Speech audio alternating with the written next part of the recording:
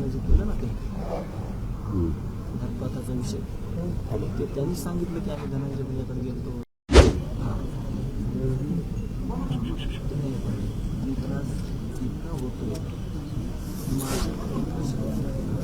मी फक्त ते विषय त्यावेळी सांगले असते तर जे फोकस होते बाजूला जाऊन ते दुसरीकडेच विषय सगळा गेला असतो. आता जे दादाला जे केलं ना ते घरपाताचा विषय ते त्यांनी सांगितलं की आम्ही धनंजय भैयाकडे गेलो. एवढ्या कोटीची ऑफर दिली ती गाडीत बसायचं होतं.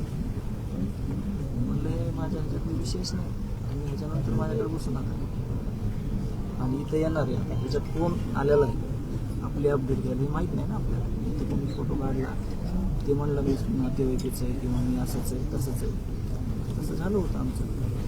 मला अजिबात कसल्या गोष्टी पडणार नाही, गाव पण पडणार नाही, कुटुंब पण पडणार नाही आणि इथं नाही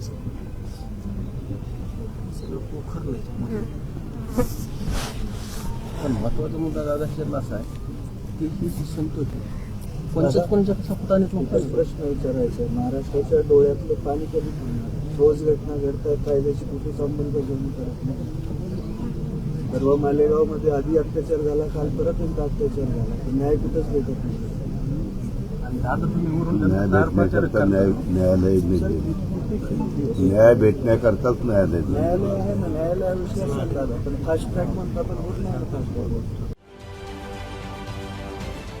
महाराष्ट्रातील सर्व बातम्यांचे विश्वासार्ह व्यासपीठ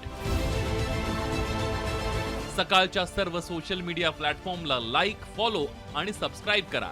तसंच सर्व नोटिफिकेशनसाठी बेल आयकॉन प्रेस करायला विसरू नका.